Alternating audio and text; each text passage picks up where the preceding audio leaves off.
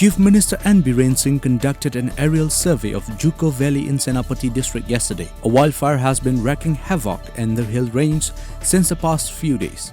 The Chief Minister, accompanied by Chief Secretary Dr. Rajesh Kumar, DGP LM Khote and Senapati DC TH Kiran Kumar boarded a helicopter and took stock of the situation from around 11:30 am yesterday till 1:30 pm.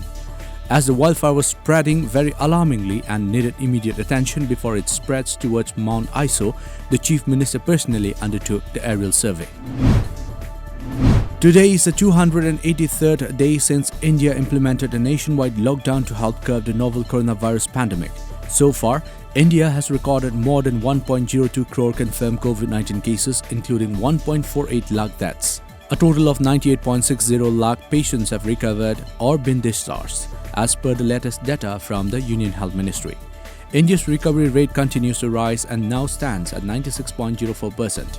However, there are 2.57 lakh active cases in the country. Globally, more than 8.2 crore people have been infected by the novel coronavirus and 17.9 lakh have died so far. Chairman of Manipur Pollution Control Board and Oinam constituency MLA Laishram Radhakishore Singh has extended New Year wishes to the people of the state. In his message, Radhakishore hoped that this year will strengthen the bond between various communities of the state. Radhakishore added that may this year bring prosperity, peace and a disease-free Manipur.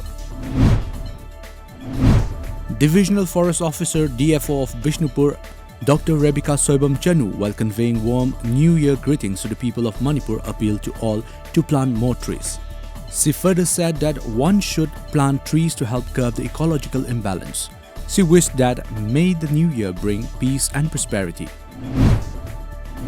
Members of Kumbi Terakha Meitei Presbyterian Singluk Kumbi celebrated Merry Christmas and New Year Eve at Kumbi Terakha Mission Compound yesterday. Reverend K.H. Suraj Kumar, Kumbi Municipal Council Ward No. 1 Councillor L. Rebecca and social worker Bobby James attended the celebration.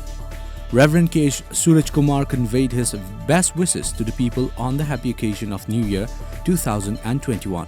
He also said may the year strengthen the love and peaceful coexistence among all and make a corona-free Manipur.